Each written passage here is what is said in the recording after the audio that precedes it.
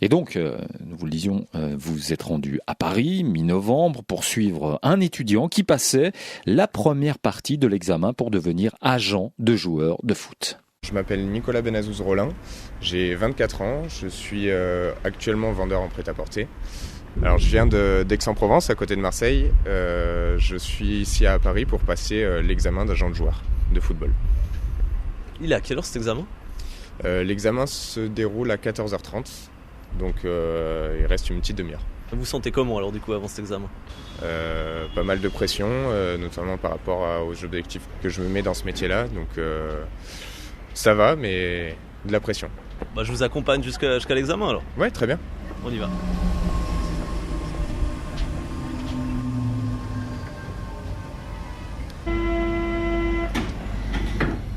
Dites-moi Nicolas, pourquoi vous avez décidé de devenir agent de joueur de football ? Ça a été une vocation latente pendant de nombreuses années. C'est une vocation que je voulais prendre juste après le bac et qui a été entre guillemets refusée par mes parents parce qu'à 17 ans c'était compliqué d'aller vers ce métier-là et ce monde-là. Du coup j'ai poursuivi mes études dans le management. J'ai fait un BTS management des unités commerciales, ce qui m'a emmené à travailler en alternance dans le prêt-à-porter, chose que j'ai continué pendant quelques années, 3-4 ans il me semble. Et puis, par manque d'épanouissement dans mon travail, je suis revenu sur cette vocation qui était la mienne à la base. J'avais déjà entendu parler et regardé le site de l'école quand c'était encore ses prémices et le début de la formation. Et du fait que j'ai eu envie de faire ce métier-là, je me suis logiquement retourné vers cette école-là. J'ai approfondi mes recherches, j'ai regardé et vu que l'enseignement était de très bonne qualité, les enseignants aussi.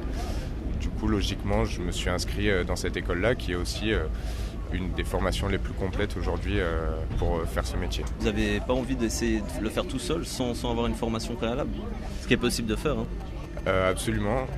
J'y ai pensé un petit peu, et puis quand j'ai vu l'intégralité des cours, en tout cas des intitulés des cours, j'ai vu l'immensité de la chose à accomplir et c'était compliqué de la faire seule. J'ai estimé qu'avoir une formation et une préparation adéquate était bien plus intéressante que de me lancer seul dans cette aventure. Expliquez-nous ce qui vous plaît exactement dans ce métier d'agent de joueur de football. Concrètement, moi c'est le relationnel, c'est quelque chose qui me plaît énormément, c'est quelque chose que je faisais dans le prêt-à-porter à petit niveau. J'ai toujours aimé le contact avec les gens, l'intermédiation. Après, il faut dire que le football est une passion pour moi et j'ai toujours voulu être acteur de ce monde-là. D'abord, en étant jeune, à rêver d'être entraîneur de football, à rêver d'être président d'un club de foot et puis avec un peu plus de maturité, à décider de devenir un acteur, mais à un niveau un petit peu plus en retrait, plus en back-office, à gérer certaines choses. C'est le côté mise en relation et intermédiation qui me plaît vraiment. Ça vous effraie pas que ce soit un métier comme qui est difficile de percer, d'obtenir des joueurs ? Ça vous effraie pas ça ? Pas vraiment, non. Je suis très conscient de la difficulté du métier. Après, je pense que c'est un petit peu comme tout métier, c'est-à-dire qu'on peut très bien être vendeur en prêt-à-porter chez H&M, Uniqlo ou quelques autres marques ou enseignes, comme on peut un jour devenir vendeur en prêt-à-porter dans des marques de luxe. C'est des choses aussi qui peuvent être difficiles d'accès. C'est pas quelque chose qui m'effraie. Je pense que, entre guillemets, seul le travail paye et c'est ce que je ferai. C'est un métier qui est quand même souvent mal perçu par le grand public. On parle souvent de corruption, de requins.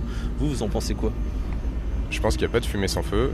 Et donc forcément, si c'est mal perçu, c'est qu'il y a des gens qui ont mal fait leur métier. Après, c'est un métier qui est plus ou moins très médiatisé.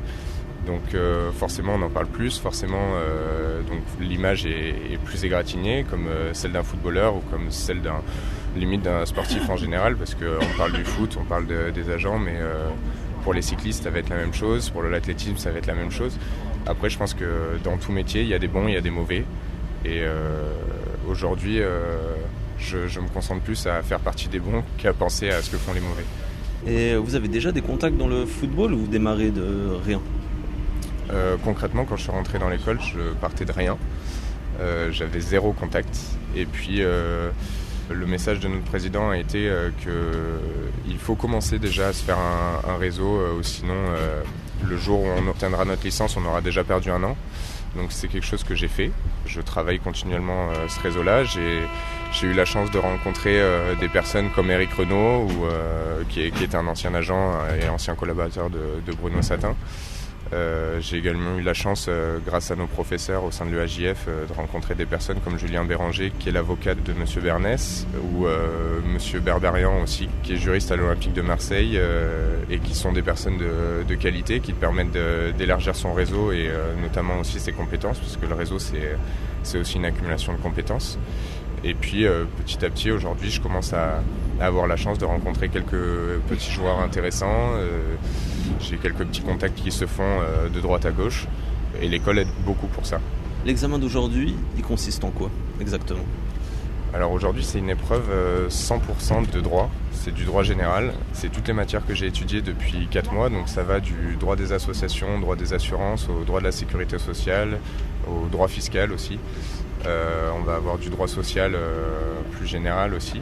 Donc contrairement aux apparences, c'est pas du tout une épreuve et un examen lié au football aujourd'hui. C'est une épreuve de droit. C'est un examen. Avant de se quitter, Quentin, avez-vous eu finalement des nouvelles de Nicolas, l'étudiant que vous aviez suivi à Paris, avant son examen pour le brevet d'agent ? Il a eu son brevet ? Je l'ai appelé, il n'a pas encore reçu les résultats, mais en tout cas, je peux vous dire qu'il en a bavé.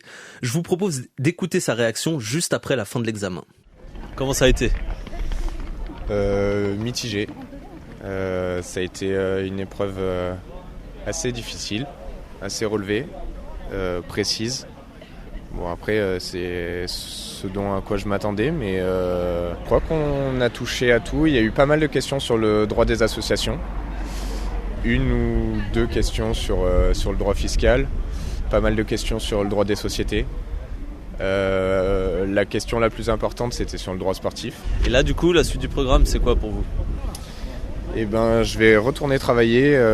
Et puis après, nous, avec l'école, on a un séminaire dans le club de l'AG Auxerre, où on sera en immersion totale au sein du centre de formation de l'AG Auxerre. Courage pour la suite. Merci à vous.